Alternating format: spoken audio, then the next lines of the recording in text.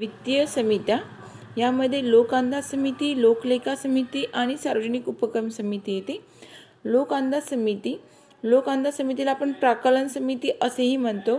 या समितीला प्राकलन समिती असेही म्हणतात. या समितीचा उगम कधी 1921 मध्ये झाला होता.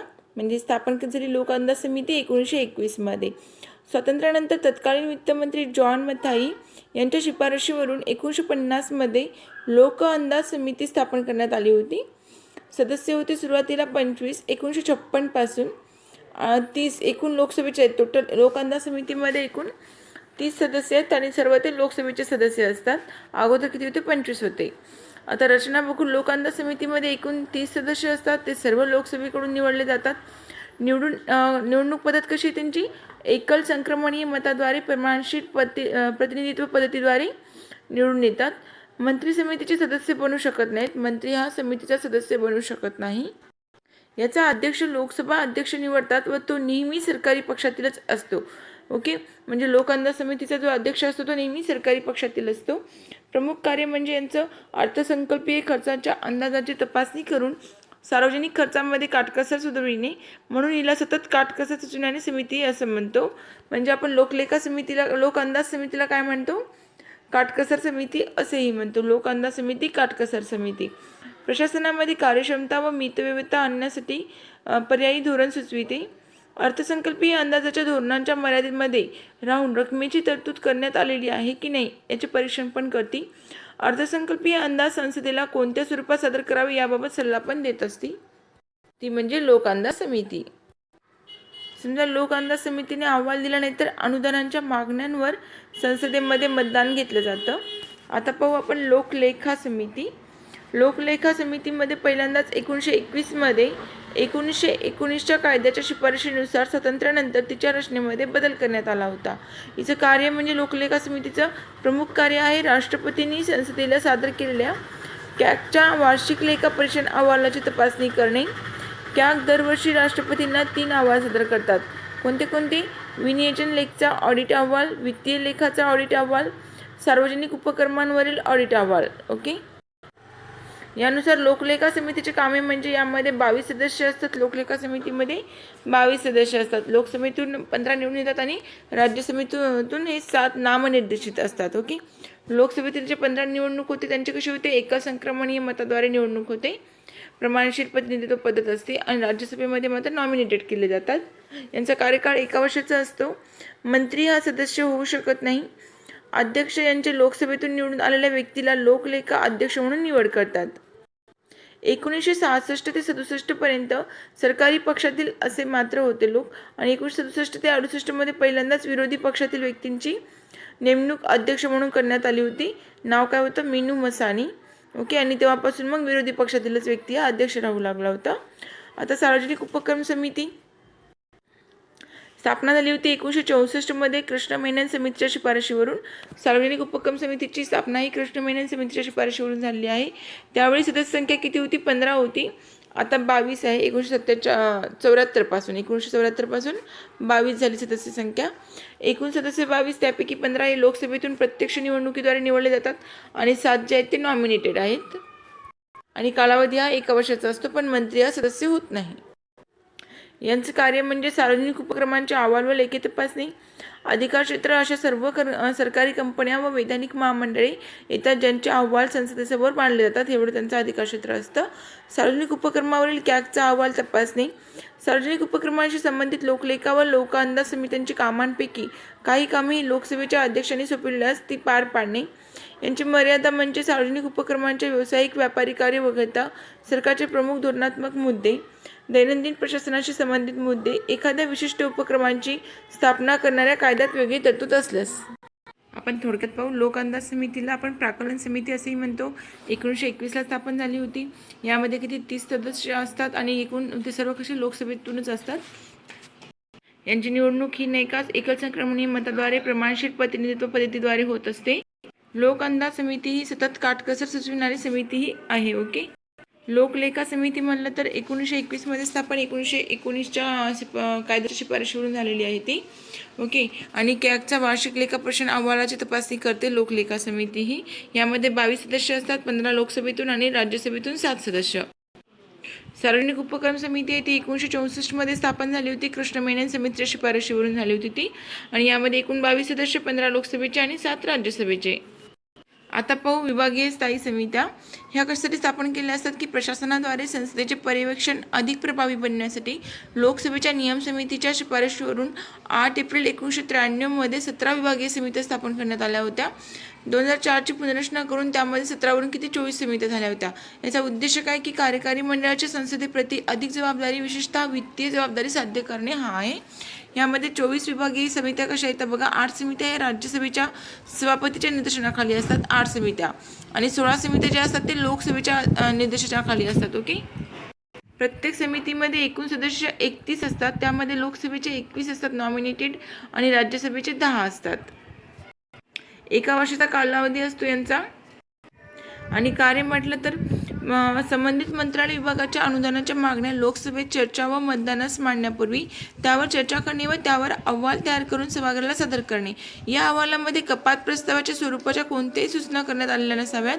संबंधित मंत्रालय विभागाशी संबंधित विधेयकाची तपासणी करून त्याबद्दलच अहवाल सादर करणे हे त्यांचं मुख्य कार्य असतं. ओके. आता आपण पाहू राज्य कायदे मंडळ. घटनेच्या भाग 6 मधील कलम 168 ते 212 दरम्यान राज्य विधिमंडळातील तरतुदी दिल्या आहेत. कलम 168 मध्ये राज्य विधानमंडळाची रचना केलेली आहे. प्रत्येक राज्यासाठी एक विधानमंडळ असेल आणि ते राज्यपाल प्लस आंध्र प्रदेश, बिहार, महाराष्ट्र, कर्नाटक, उत्तर प्रदेश, तेलंगणा यामध्ये 2 सभागृहांचे मिळून बनलेलं असेल. अन्य राज्यांमध्ये एकग्रही सभागृह आहे. म्हणजे 2 द्विग्रही सभागृह कुठे कुठे येतं? आंध्र प्रदेश, बिहार, महाराष्ट्र, कर्नाटक, उत्तर प्रदेशमध्ये आणि तेलंगणामध्ये पण. राज्यांच्या विधानमंडळाची 2 सभागृहे असतील. विधानसभेमध्ये कनिष्ठ 22 सदस्य आणि विधानसभेमध्ये वरिष्ठ 6 सदस्य असतात. म्हणजे 2 सभागृह कोणते कोणते? विधानसभा आहे ते की कनिष्ठ सभागृह येतं आणि विधान परिषद वरिष्ठ सभागृह येतं. आणि विधान परिषद कुठे कुठे आहे? आंध्र प्रदेश, महाराष्ट्र, कर्नाटक, उत्तर प्रदेश, तेलंगणा आणि बिहारमध्ये. जम्मू व काश्मीरमध्ये 2019 मध्ये संपुष्टात आली आहे. म्हणजे आता फक्त विधान परिषद ही 6 राज्यांमध्ये येते. आर्टिकल 169 मध्ये राज्यामध्ये विधान परिषद निर्माण करणे किंवा नष्ट करणे अधिकार हा संसदेला असते आणि कायदा करण्याची गरज पण असेल तेव्हा संसदच करत असते. संसदेने कायदा करण्यापूर्वी संबंधित राज्यांच्या विधानसभेमध्ये त्या आशयाचा ठराव विशेष बहुमताने पारित करणे गरजेचे आहे. ओके. जर विधान परिषद म्हणजे 169 मध्ये काय सांगितलं की राज्यांमध्ये विधान परिषद निर्माण करायची आहे की ती संपुष्टात आणायची आहे, हे आर्टिकल 169 मध्ये सांगितलं. आणि हा अधिकार कुणाला असतो? निर्माण करण्याचा किंवा नष्ट करण्याचा संसदेला असतो. आणि किंवा त्याविषयी कायदा करण्याचा अधिकार पण संसदेला असतो. पण कायदा करण्यापूर्वी संसद काय करते? त्या आशयाचा म्हणजे विधान परिषद निर्माण करायची का संपुष्टात आणायची आहे या आशयाचा एका ठराव विशेष बहुमताने पारित करणे गरजेचे आहे त्या संबंधित राज्यांकडून. ओके. अर्थामध्ये संसदेला हा ठराव बंधनकारक नसतो. मात्र राज्य विधानसभेच्या ठरावाविना संसद संबंधित कायदा करू शकत नाही. ओके. सर्व राज्यांमध्ये विधान परिषद असावी ही कल्पना संविधान सभेने फेटाळून टाकली होती. कारण काय? सर्व राज्यांमध्ये विधान परिषद असावी ही कल्पना संविधानाने का बरं फेटाळली? कारण लोकप्रतिनिधित्वावर आधारलेली नाही आहे ही. अस्तित्वामुळे कायदेकारी प्रक्रियेस विलंब लागतो आणि अस्तित्वामुळेच राज्यांच्या खर्चामध्ये वाढ पण होते. त्यामुळे निर्माण किंवा नष्ट करण्याचा अधिकार हा राज्य विधानसभेला दिला आहे. विधानसभेची रचना या कलम 170 मध्ये येते आणि विधान परिषदेची रचना म्हटलं तर कलम 171 मध्ये. विधानसभेची रचना बघू आपण 170 नुसार आर्टिकल. त्यामध्ये सदस्य संख्या जास्तीत जास्त किती असेल? 500 आणि कमीत कमी 60 असेल. राज्यांच्या लोकसंख्येनुसार 500 ते 60च्या दरम्यान. याला अपवाद म्हणजे कुठे कुठे बघा. गोव्यामध्ये 40 सदस्य आहेत. 500 ते 60 सदस्यांना अपवाद कुठे? गोव्यामध्ये 40 सदस्य, मिझोराममध्ये 40 सदस्य आणि सिक्कीममध्ये 32 सदस्य आहेत विधानसभेमध्ये. आता विधान परिषदेची रचना ही कलम 171 नुसार जास्तीत जास्त विधानसभेच्या 1/3 सदस्य असले पाहिजे आणि कमीत कमी 40 सदस्य असले पाहिजे. पण जम्मू काश्मीरमध्ये 36 सदस्य होते, पण जम्मू काश्मीरमधली विधान परिषद आता रद्द करण्यात आली आहे 2019 मध्ये. सदस्य संख्या संसदीय कायद्याद्वारे ठरवली जाते. सर्वाधिक बघा विधानसभेमध्ये उत्तर प्रदेशमध्ये 403 सदस्य आहेत. पश्चिम बंगालमध्ये 294, महाराष्ट्रामध्ये 288 विधानसभेचे सदस्य आणि बिहारमध्ये 243 येतात. ओके. SC मध्ये दिल्लीमध्ये सर्वात जास्त 70 सदस्य आहेत, पुडुचेरीमध्ये 30. आरक्षितमध्ये 332 SC व ST साठी आरक्षित आहे 332 कलम, त्यामध्ये SC आणि ST आहे 332 मध्ये. तर बघू सर्वाधिक जास्त सर्वाधिक SCची संख्या आहे UP मध्ये 85, पश्चिम बंगालमध्ये 68 आणि तेलंगणामध्ये 44. आणि ST मध्ये म्हणाल तर अरुणाचल प्रदेशमध्ये 59, नागालँडमध्ये पण 59च आहे, मेघालयमध्ये 55 संख्या आहे. ते अरुणाचल प्रदेश, मेघालय, नागालँड, मिझोराम.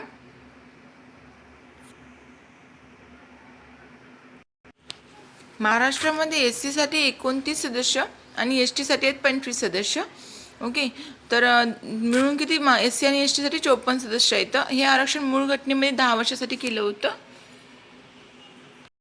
आता 95वी घटना दुरुस्ती 2009 मध्ये करण्यात आली होती आणि 2020 पर्यंत ते वाढविलं होतं. 104वी घटना दुरुस्ती 2020 मध्ये 2030 पर्यंत वाढवण्यात आलेलं आहे आरक्षण. आर्टिकल 333 नुसार अँग्लो इंडियनसाठी एक जागा राखीव असते, म्हणजे नामनिर्देशित केलेली असते राज्यपालांकडून. आता ते पण रद्द करण्यात आलेलं आहे.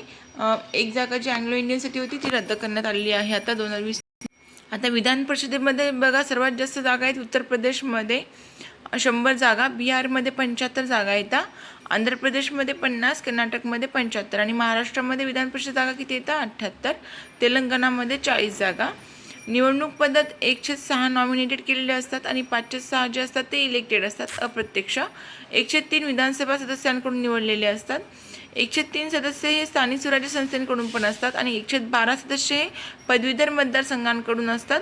112 शिक्षक मतदारसंघातून माध्यमिकपेक्षा खालचा दर्जा नसलेल्या 3 वर्षासाठी अध्यापनाचे त्यांनी कार्य केलेलं असावं. 106 सदस्य राज्यपालांकडून असतात. ओके, आणि हे सदस्य कोणत्या क्षेत्रामधले असतात? कोऑपरेटिव्ह, लिटरेचर, आर्ट, सायन्स आणि सोशल सर्व्हिसमधून निवडलेले असतात. विधान परिषदेचा कालावधी हा स्थायी सभागृह आहे आणि 103 सदस्य दर 2 वर्षांनी निवृत्त होत असतात.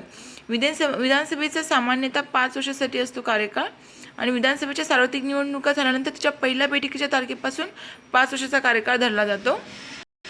राज्य विधानमंडळाचे पीठासीन अधिकारी पाहू आपण. पहिल्याच अधिवेशनामध्ये स्पीकर इलेक्शन केली जाते. बैठकीच्या अध्यक्षांनी अध्यक्षस्थान हे टेम अध्यक्षामार्फत केलं जातं. ओके, विधानसभा आपल्यातून एकाची साध्या बहुमताने अध्यक्ष म्हणून निवड करते. तारीख निवडणुकीची राज्यपाल ठरवतात. घटनेमध्ये अध्यक्षपदासाठी कोणतीही पात्रता सांगण्यात आलेली नाही, केवळ विधानसभेचा सदस्य असावा एवढंच सांगण्यात आलं होतं आणि पदावधी हा विधानसभेच्या कालावधी एवढाच असतो. परंतु विधानसभा विसर्जित झाल्यानंतरही अध्यक्ष आपले पद रिक्त न करता पद धारण करणे चालू ठेवतात. नवीन विधानसभेच्या पहिल्या बैठकीच्या तात्काळ आधी आपले पद ते रिक्त करत असतात. आणि पदमुक्त म्हणायचं म्हणलं तर विधानसभेचे सदस्यत्व संपुष्टात आले की त्यांचं पद मुक्त होतं. राजीनामा ते उपाध्यक्ष देतात. अध्यक्ष आपला राजीनामा उपाध्यक्षांकडे देतात. पदावरून दूर करण्यासाठी 14 दिवस अगोदर नोटीस द्यावी लागत असते आणि ते पण प्रभावी बहुमताने. ओके, अध्यक्ष जर असले तर अध्यक्ष म्हणून राहू शकत नाहीत त्यांनी, मात्र त्यांना विधानसभेमध्ये भाषण करायचा व तिच्या कामकाजामध्ये भाग घेण्याचा हक्क असतो. पहिल्या फेरीमध्ये मतदानाचा पण हक्क असतो. त्यांचं कार्य काय आहे तर अध्यक्षस्थान भूषविणे, सभागृहाच्या कामकाजांसंबंधी अंतिम निर्णय लावण्याचा अधिकार. ओके, प्रश्न व पुरवणी प्रश्न सभागृहातून निष्कासित करण्याचा हक्क आहे. सभागृहांच्या विचाराधीन असलेल्या विधेयकांमध्ये सुधारणा मांडण्यासाठी सदस्यास अध्यक्षांची संमती घ्यावी लागते. सभागृहाच्या विचाराधीन असलेल्या विधेयकांमध्ये सुधारणा मांडण्यासाठी सदस्यास अध्यक्षांची संमती घ्यावी लागत असते. अध्यक्ष म्हणून पात्रता बघू आपण. तो भारताचा नागरिक असावा. आता सदस्यत्वासाठी त्यांनी पात्रता सांगितली बघा. तो भारताचा नागरिक असावा. निवडणूक प्रयोगाने अधिकृत केलेल्या व्यक्तीसमोर शपथ किंवा सही केलेली असावी. त्यांनी विधान परिषदेमध्ये किमान 30 वर्ष वयाची, विधानसभेसाठी 25 वर्ष वयाची अट आहे. संसदेने कायद्याने वेळोवेळी विहित केलेली पात्रता असावी. आता RPA ॲक्ट 1995 नुसार संबंधित राज्यातील कोणत्याही विधानसभा मतदारसंघातील नोंदणीकृत मतदार असावा. नॉमिनेशनसाठी पात्र असावा. संबंधित राज्याचा रहिवासी पण असावा. शपथ व प्रतिज्ञा दोन्ही सभागृहातील प्रत्येक सदस्यास राज्यपाल नियुक्त करतात. भारतीय संविधानाप्रती खरी निष्ठा व श्रद्धा बाळगणे, भारताचे सार्वभौमत्व व एकात्मता उन्नत राखण्यासाठी शपथ घ्यावी लागते आणि कार्य निष्ठापूर्वक पार पाडणे अशी शपथ घ्यावी लागते. कोणत्याही सदस्यास शपथ घेतल्याशिवाय सभागृहामध्ये भाग घेता येत नाही व मतदानही करता येत नाही किंवा विशेष अधिकारी त्यांना मिळत नाहीत. कलम 190 मध्ये जागा रिक्त होण्याबाबत तरतूद केली आहे. जर दुहेरी सदस्यत्व असेल तर राज्य विधिमंडळाच्या दोन्ही सभागृहांचा एकाच वेळी सदस्य असणार नाही. एक जागा त्यांना रिक्त करावी लागते. अपात्रता त्यांना कलम 191 मध्ये तरतूद केली आहे अपात्रतेविषयी. आणि राजीनामा हा स्वेच्छापूर्वक प्राथमिक चौकशी अंती आणि अनुपस्थिती 60 दिवस जर असेल तर म्हणजे इच्छेने सुद्धा राजीनामा देता येतो त्यांना. आणि अनुपस्थिती बघा 60 दिवसाच्या कालावधीमध्ये त्या सभागृहाच्या सर्व सभांना अनुपस्थित राहिला तर सभागृहामध्ये त्याची जागा रिक्त होऊन जाते. आणि 60 दिवसामध्ये सत्र समाप्ती किंवा 4 दिवस अधिक काळ तहकुबीचा कोणताही कालावधी असेल तेव्हा पण त्यांना पदमुक्त केलं जातं. ओके. कलम 193 नुसार दंड आकारण्यात येतो. सभागृहामध्ये स्थानापन्न झाल्यास मतदान केल्यास प्रतिदिन 500 रुपये दंड त्यांना दिला जातो. आणि शपथ किंवा प्रतिज्ञा घेण्यापूर्वी असे केल्यास त्यांना दंड मिळतो. आर्टिकल 195 मध्ये बघा पगार आणि भत्ते सांगितले आहेत. राज्य विधानमंडळाच्या सदस्यांचे पगार व भत्ते म्हणलं तर कलम 195 मध्ये येतं. विधानमंडळाच्या कायद्यानुसार त्यांचे पगार व भत्ते असतात. पेन्शनची तरतूद घटनेमध्ये नव्हती पण विधिमंडळ कायद्यानुसार ती करण्यात आली आहे. आता पाहू आपण अर्थसंकल्प. अर्थसंकल्प अतिशय महत्त्वाचा आपल्यासाठी. ओके. घटनेमध्ये अर्थसंकल्पास वार्षिक वित्तीय विवरणपत्र असे म्हणतात. अर्थसंकल्पामध्ये 3 वर्षाचे मिळून 4 प्रकारचे आकडे मांडले जातात. पुढील वर्षांच्या जमा खर्चाचे अर्थसंकल्पीय अंदाज असतात. त्यामध्ये चालू आर्थिक वर्षांच्या जमा खर्चांचे अर्थसंकल्पीय व संशोधित अंदाज असतात. मागील वर्षांच्या जमा खर्चांचे प्रत्यक्ष आकडे पण असतात. घटनात्मक जबाबदारी कलम 202 नुसार राज्यपाल प्रत्येक वित्तीय वर्षासाठी राज्याच्या अंदाजित जमा व खर्चांचे घटनात्मक जबाबदारी कलम 202 मध्ये सांगितली आहे. राज्यपाल प्रत्येक वित्तीय वर्षासाठी राज्याच्या अंदाजित जमा व खर्चाचे वार्षिक वित्तीय विवरणपत्रक विधिमंडळाच्या दोन्ही सभागृहांसमोर मांडण्याची व्यवस्था करेल आर्टिकल 202 मध्ये. आणि केंद्राचं वार्षिक वित्तीय विवरणपत्र आर्टिकल 112 मध्ये आहे. अर्थसंकल्प मांडण्याची तारीख राज्यपालामार्फत निश्चित केली जाते. विधानसभेमध्ये प्रथम मांडता येतं. खाजगी सदस्य मांडू शकत नाही. मंत्र्यालाच मांडावं लागत असतं.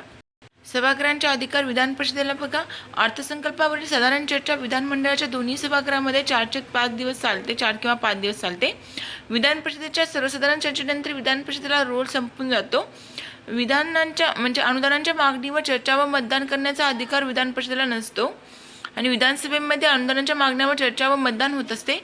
या दरम्यान कपात प्रस्ताव मांडण्याचा अधिकार पण नसतो आणि अंतिम मंजुरी विधानसभेमध्येच मिळत असते. धनविधेयकाबद्दल बघा प्रथम विधानसभेतच मांडावा लागत असतो व विधान परिषदेमध्ये केवळ 14 दिवस अडवून ठेवू शकतात.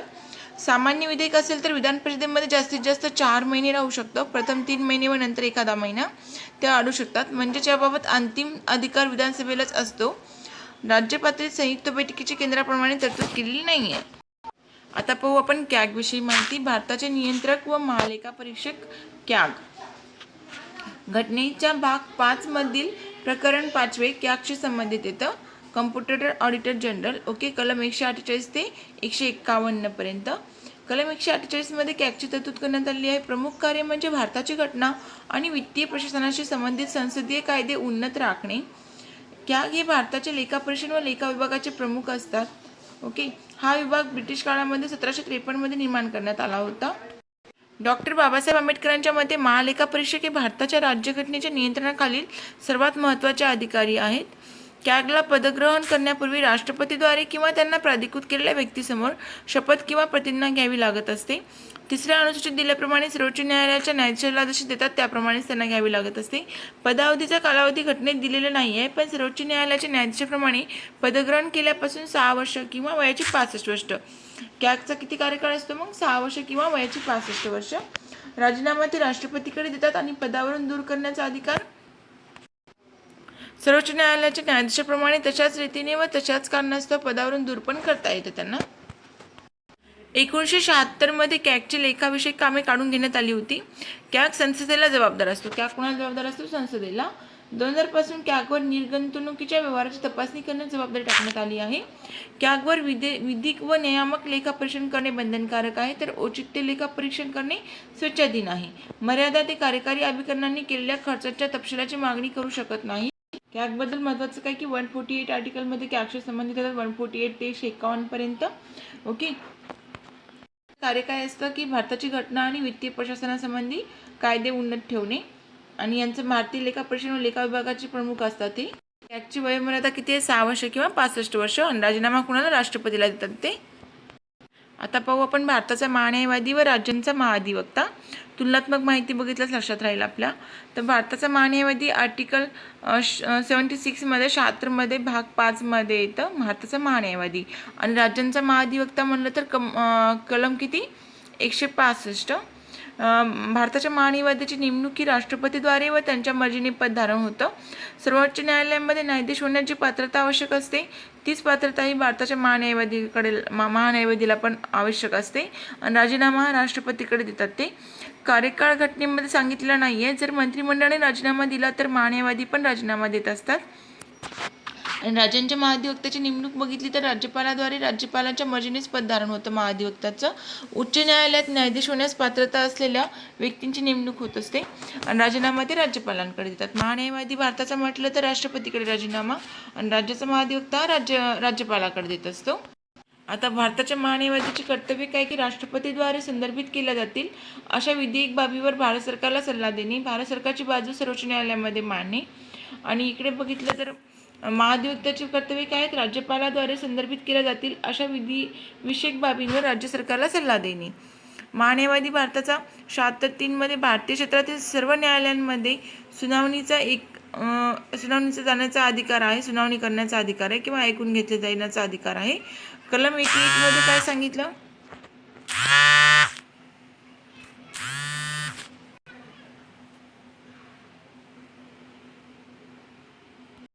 आर्टिकल 88 मध्ये संसदेच्या दोन्ही सदनांमध्ये संयुक्त बैठकीमध्ये आणि ते सदस्य असलेल्या समितीमध्ये बोलण्याचा व कामकाजात भाग घेण्याचा अधिकार आहे, मात्र तेथे मतदानाचा अधिकार नाही आहे.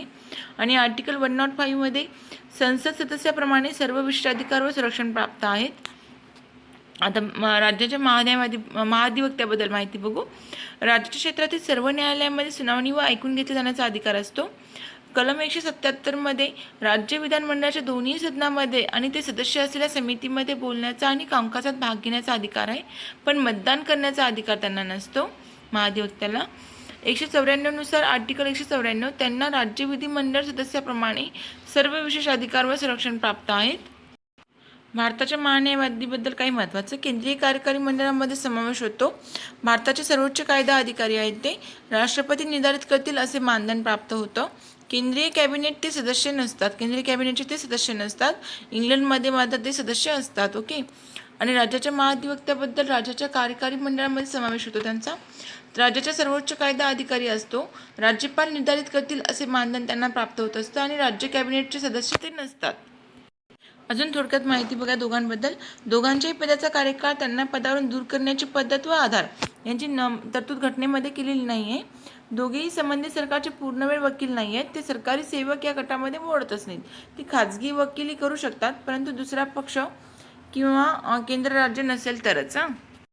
राष्ट्रपती व मंत्रिमंडळ, राज्यपाल व मंत्रिमंडळ यांच्यातील संबंध पाहू. राष्ट्रपती व मंत्रिमंडळाबद्दल पाहू थोडक्यामध्ये. कलम 74(1) मध्ये राष्ट्रपतीला सहाय्य व सल्ला देण्यासाठी पंतप्रधानांच्या नेतृत्वाखाली एक मंत्रिमंडळ असतं. राष्ट्रपती आपली कार्य पार पाडताना त्या सल्ल्यानुसारच वागतील अशी तरतूद 41वी घटनादुरुस्ती 1976 मध्ये केली गेली. राष्ट्रपती मंत्रिमंडळाला अशा सल्ल्याचा फेरविचार करण्यास सांगू शकतात व राष्ट्रपती अशा फेरविचारानंतर देण्यात आलेल्या सल्ल्यानुसार वागतील. 44वी घटनादुरुस्ती 1978 मध्ये तरतूद केली होती. आता कलम 74(2) मध्ये काय सांगितलं की मंत्र्यांनी राष्ट्रपतींना दिलेल्या सल्ल्यांची चौकशी कोणत्याही न्यायालयामध्ये करता येणार नाही. ओके. मंत्र्यांना जो सल्ला दिला असतो त्याची चौकशी होणार नाही. 74(2) मध्ये. 75 मध्ये काय सांगितलं, 75(1) मध्ये पंतप्रधान राष्ट्रपतीकडून नियुक्त आणि इतर मंत्र्यांची नेमणूक पंतप्रधानाच्या सल्ल्याने राष्ट्रपतीद्वारे करण्यात येईल. 75(1) मध्ये बघा, मंत्रिमंडळातील एकूण मंत्र्यांची संख्या पंतप्रधानासहित लोकसभेच्या एकूण सदस्याच्या किती 15% अधिक असू नये असं कधी सांगण्यात आलं. 91वी घटनादुरुस्ती 2002 नुसार तरतूद केली होती अशी 15% पण अधिक असू नये म्हणून. 75(1) मध्ये संसद सदस्य जर पक्षांतरबंदी कायद्याअंतर्गत सदस्य म्हणून अपात्र ठरला असेल तर मंत्रिमंडळही तो अपात्र ठरतो. अपात्रतेचा कालावधी 91वी घटनादुरुस्ती 2003 द्वारे समाविष्ट करण्यात आला आहे. 75(2) मध्ये आर्टिकल वैयक्तिकरित्या मंत्री राष्ट्रपतीला जबाबदार असतो. ओके. वैयक्तिकरित्या राष्ट्रपतीला जबाबदार असतो. आणि 75(3) मध्ये काय सांगितलं, मंत्रिमंडळ सामूहिकरित्या लोकसभेला जबाबदार असतं. वैयक्तिकरित्या मंत्री राष्ट्रपतीला आणि मंत्रिमंडळ सामूहिकरित्या म्हणलं तर लोकसभेला जबाबदार असतं. 75 पोट कलम 4 मध्ये काय सांगितलं, मंत्र्यांची शपथ 3ऱ्या अनुसूचीप्रमाणे असेल. 75 पोट कलम 5 मध्ये बघा, सलग 6 महिने संसद सदस्य नसेल तर 6 महिने संपताच त्याचे मंत्रिपद संपुष्टात येईल. आणि 75(6) मध्ये मंत्र्याचे वेतन व भत्ते याबाबत तरतूद केलेली आहे. आता राज्यपाल व मंत्रिमंडळाबद्दल बघू आपण थोडक्यात. कलम 163(1) मध्ये काय सांगितलं की राज्यपालास आपली कार्य पार पाडताना स्वेच्छाधिकार वगळता इतर सहाय्य व सल्ल्यांसाठी मुख्यमंत्र्यांच्या नेतृत्वाखाली मंत्रिमंडळ असेल. राष्ट्रपतीप्रमाणे 42वी आणि 44वी घटनादुरुस्ती यामध्ये तरतूद केलेली नाहीये. 163(2) मध्ये काय सांगितलं की राज्यपालाने स्वविवेकानुसार दिलेला निर्णय अंतिम असेल अशी तरतूद राष्ट्रपतीबाबत केलेली नाहीये. राज्यपालाने केलेला कोणत्याही कृतीची विधिग्राह्यता त्यांनी स्वच्छेने कृती करायला हवी होती की नाही या कारणास्तव प्रश्नास्पद करता येत नाही. 163(3) मध्ये काय सांगितलं की मंत्र्याने राज्यपाला दिलेल्या कोणत्याही सल्ल्याची चौकशी न्यायालयाद्वारे करता येणार नाही. ओके. 164(1) मध्ये काय सांगितलं, मुख्यमंत्र्यांची नेमणूक राष्ट्रपतीद्वारे केली जाईल व इतर मंत्र्यांची नेमणूक राज्यपाल मुख्यमंत्र्यांच्या सल्ल्याने करतील. छत्तीसगड, झारखंड, मध्य प्रदेश आणि ओडिसा या राज्यांमध्ये आदिवासी कल्याण मंत्र्यांची नेमणूक राज्यपाल करत असतात.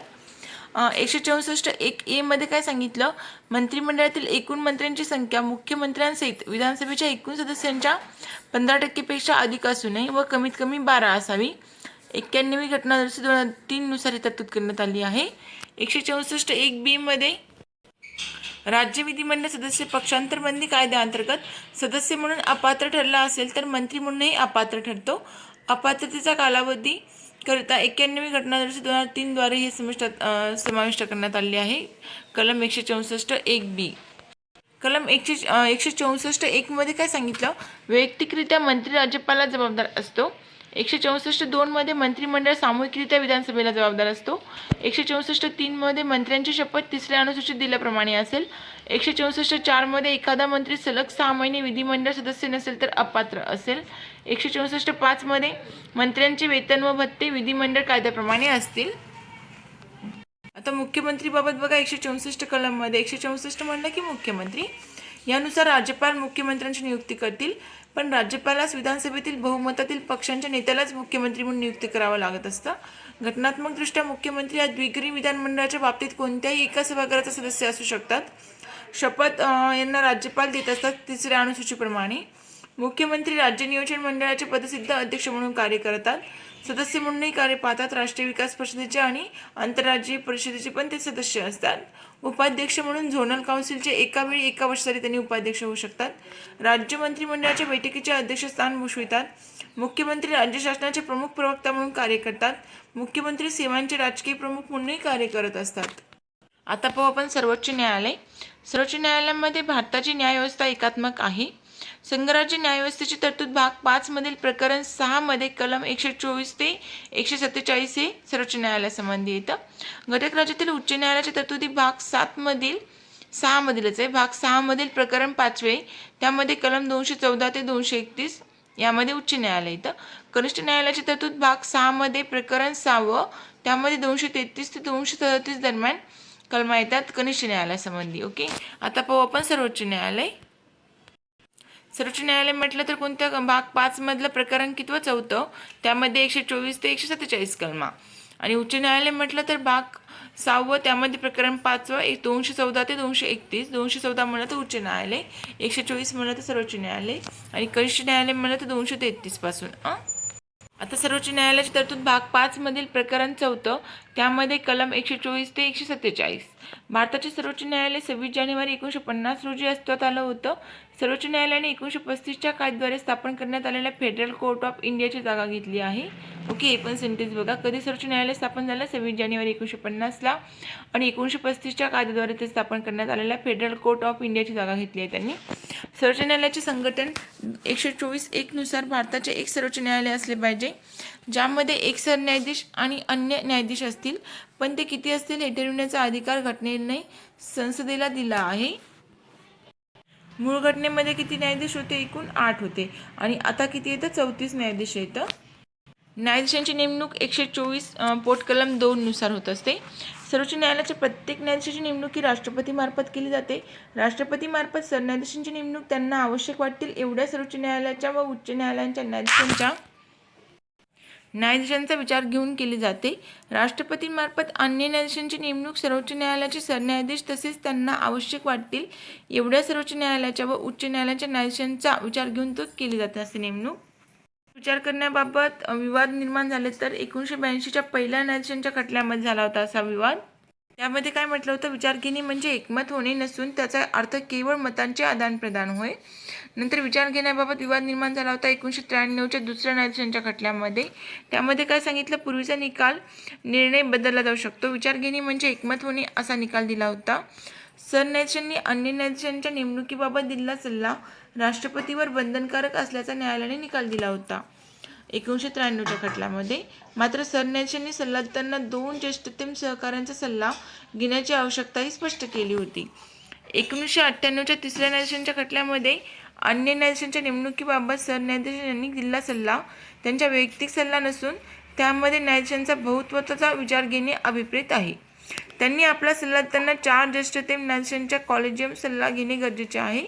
त्यापैकी दोघांनी जरी प्रतिकूल मत प्रदर्शित केलं तरी त्यांनी राष्ट्रपतीकडे आपली शिफारस पाठवू नये. 3 विवाद घडले होते. आता पाहू आपण सरन्यायाधीशाची नेमणूक. ज्येष्ठतम न्यायाधीशाची नेमणूक जर सरन्यायाधीश म्हणून करावी हा संकेत पाळला गेला. हा संकेत 1950 ते 1973 पण पाळण्यात आला होता. मात्र 1973 3 ज्येष्ठतम न्यायाधीशांना डावलून A.N. रे यांची नेमणूक सरन्यायाधीश म्हणून करण्यात आली होती. कधी? 1973 1977 तत्कालीन ज्येष्ठतम न्यायाधीश M.U. बेग यांना सरन्यायाधीश म्हणून नेमण्यात आलं होतं. ओके, म्हणजे ज्येष्ठतम न्यायाधीशाचं सोडून M.U. बेग यांना निवडून दिलं होतं. मात्र दुसऱ्या न्यायाधीशाच्या खटल्यामध्ये 1993 सर्वोच्च न्यायालयाच्या सरन्यायाधीश पदावर केवळ ज्येष्ठतम न्यायाधीशाची नेमणूक करण्यात यावी असं सांगण्यात आलेलं आहे 1993च्या खटल्यामध्ये.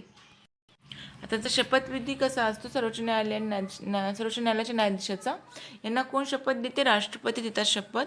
शपथेमध्ये भारताच्या संविधानाप्रती खरी श्रद्धा व निष्ठा बाळगणे, भारताचे सार्वभौमत्व एकात्मता उन्नत राखणे, संविधान व कायदा उन्नत राखणे, पदाची कामे यथायोग्य व निष्ठापूर्वक सामर्थ्यांच्या कामाच्या व निर्णयशक्तीच्या पराकाष्ठेपर्यंत निर्भयपणे व निस्पृहपणे तसेच कोणाच्या विषयी ममत्वभाव आकस न बाळगता पार पाडेल अशी शपथ त्यांना घ्यावी लागत असते.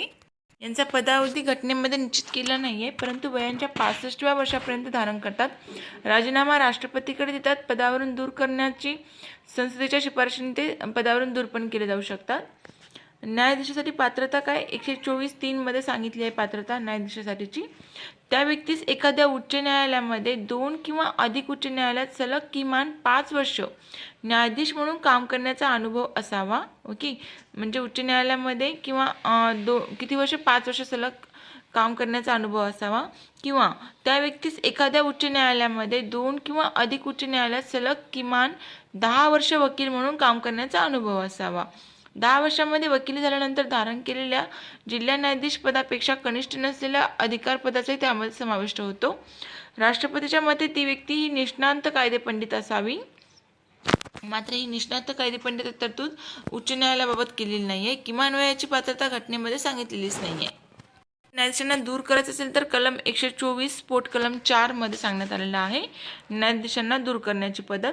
सर्वोच्च न्यायालयाच्या न्यायाधीशाला राष्ट्रपतीच्या आदेशावरून दूर करता येतं. राष्ट्रपती असा बडतर्फीचा आदेश त्यांना संसदेने तसे समावेदन सादर केल्यानंतर काढू शकतात. तत्पूर्वी संसदेमध्ये हे समावेदन प्रत्येक सभागृहाच्या विशेष बहुमताने संमत होणे गरजेचे आहे. ओके, न्यायाधीशाला दूर करायचे असेल तर त्यांना विशेष बहुमताने दोन्ही सभागृहामध्ये ठराव मंजूर व्हावा लागतो. न्यायाधीशामध्ये गैरवर्तणूक, अकार्यक्षमता या आधारावर पण त्यांना पदावरून दूर करू शकतात. सर्वोच्च न्यायालयातील न्यायाधीशाला पदावरून दूर करण्याच्या पद्धतीचे नियम हे न्यायाधीश चौकशी कायदा 1968 नुसार पदावरून दूर करण्याच्या प्रस्तावावर लोकसभेच्या बाबतीत किमान 100 सदस्यांनी, राज्यसभेच्या बाबतीत असेल तर किमान 50 सदस्यांनी सही करून तो अध्यक्ष किंवा सभापतींना सादर करावा लागत असतो. अध्यक्ष, सभापती असा प्रस्ताव स्वीकारू शकतात किंवा नाकारू शकतात. प्रस्ताव स्वीकारण्यात आल्यास अध्यक्ष सभापती मार्फत न्यायाधीशावरील आरोपीची चौकशी करण्यासाठी त्रिसदस्यीय समिती स्थापन करावी लागत असते. या समितीमध्ये काय काय असतं? सर्वोच्च न्यायालयातील सरन्यायाधीश किंवा एक अन्य न्यायाधीश असतात, एखाद्या उच्च न्यायालयाचे मुख्य न्यायाधीश असतात किंवा निष्णात कायदेपंडित असतात. या तिन्ही गोष्टीची पूर्तता होणे आवश्यक आहे. सर्वोच्च न्यायालयातील सरन्यायाधीश किंवा एक अन्य न्यायाधीश, एखाद्या उच्च न्यायालयाचे मुख्य न्यायाधीश आणि निष्णात कायदेपंडित. चौकशीमध्ये न्यायाधीश गैरवर्तणूक, अक्षमतेच्या कारणावरून दोषी असल्याचे आढळल्यास सभागृह त्यांना पदावरून दूर करण्याचा प्रस्ताव विचारात घेऊ शकतात. जर दोन्ही सभागृहामध्ये प्रस्ताव विशेष बहुमताने संमत झाला तर राष्ट्रपती न्यायाधीशास पदावरून दूर करण्याचे समावेदन सादर करत असतात. त्यानुसार राष्ट्रपती पदावरून दूर करण्याचा आदेश काढत असतात. आतापर्यंत अशी घटना कुठे घडली? एकाही सर्वोच्च न्यायालयाच्या न्यायाधीशास पदावरून दूर करण्यात आलेली नाही. मात्र 1993 मध्ये न्यायमूर्ती व्ही रामास्वामी पंजाब हरियाणा उच्च न्यायालयाचे मुख्य न्यायाधीश असताना त्यांना पदावरून दूर करण्याची प्रक्रिया सुरू करण्यात आली होती, पण लोकसभेमध्ये ती पारित होऊ शकली नाही.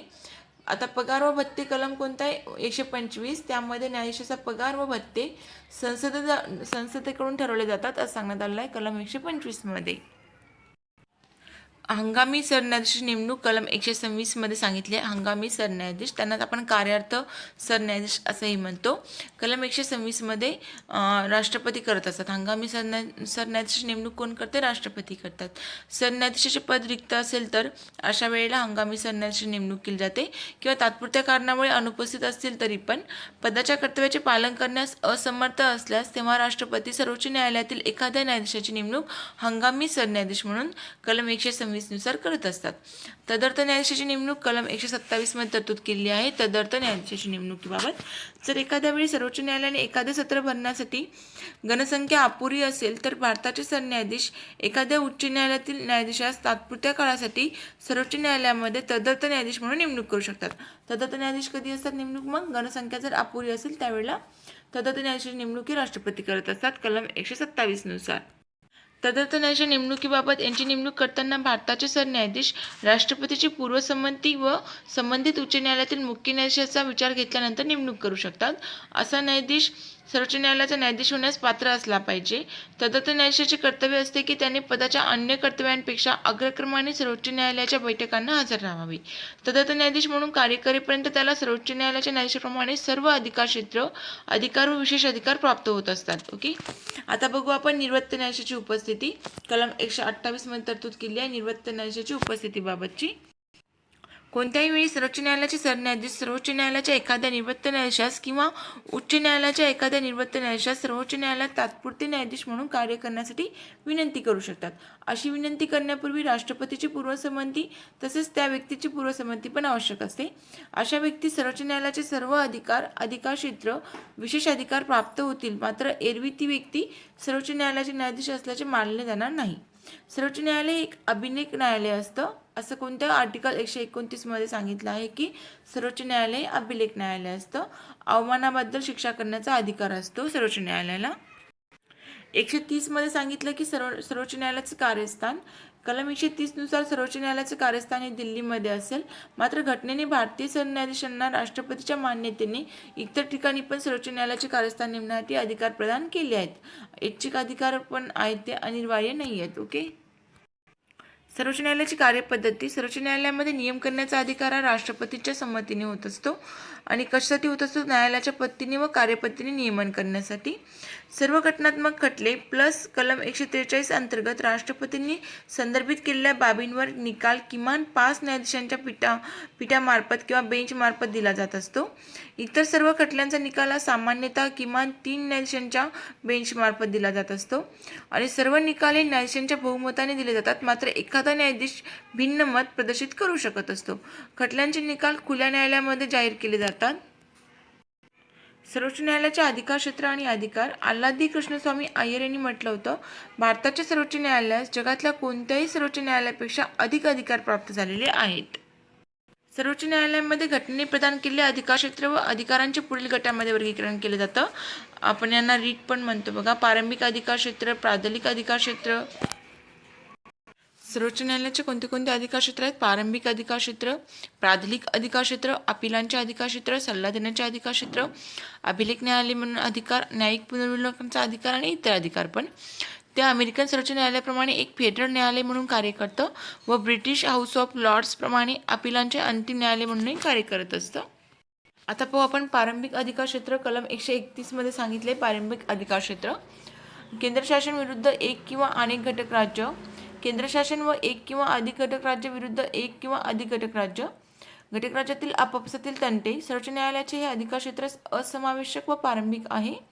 असमावेशक म्हणजे दुसरे कोणालाही नसणे आणि प्रारंभिक म्हणजे प्रथम सर्वोच्च न्यायालयात. संबंधित तंट्यामध्ये केंद्र राज्यादरम्यान एखाद्या कायदेशीर अधिकाराच्या तत्वाशी व्याप्तीशी संबंधित प्रश्न उपस्थित असावा, राजकीय स्वरूपाचा नसावा. केंद्र राज्याविरुद्ध एखाद्या खाजगी व्यक्तीने टाकलेला दावा सर्वोच्च न्यायालयाच्या प्रारंभिक अधिकार क्षेत्रामध्ये येणार नाही. केंद्र किंवा राज्याविरुद्ध एखादा खाजगी व्यक्तीने टाकला असेल दावा तर तो सर्वोच्च न्यायालयाच्या प्रारंभिक अधिकार क्षेत्रामध्ये येत नाही. सर्वोच्च न्यायालयाच्या प्रारंभिक अधिकार क्षेत्रामध्ये कोणत्या कोणत्या गोष्टी समावेश होत नाही? घटनेच्या प्रारंभापूर्वी करण्यात आलेल्या व त्यानंतर अंमलात राहिलेला कोणताही तह, करार, प्रसंविदा, नियम, वचनबद्ध, सनद म्हणजे तत्सम सल्लक यांच्या अंमलबजावणीतून उद्भवणारा तंटा येत नाही. कोणताही तह, करार इत्यादीमधून उद्भवणारा तंटा सर्वोच्च न्यायालयाच्या प्रारंभिक अधिकार क्षेत्रामध्ये येत नाही, अशी तरतूद करण्यात आली आहे. आंतरराज्यीय जलविवाद कलम 262 पण सर्वोच्च न्यायालयामध्ये येत नाही. वित्तीय आयोगात संदर्भित केलेल्या बाबी पण 280 हे पण येत नाही. केंद्र व राज्यादरम्यान काही खर्च व पेन्शनचे समावेश असेल ते पण त्यामध्ये येत नाही. केंद्र व राज्यादरम्यानचे व्यापारी स्वरूपाचे सामान्य तंटे ते पण सर्वोच्च न्यायालयामध्ये येत नाही. एखाद्या राज्याने केंद्राकडून वसूल करावयाची नुकसान भरपाई याबाबत पण सर्वोच्च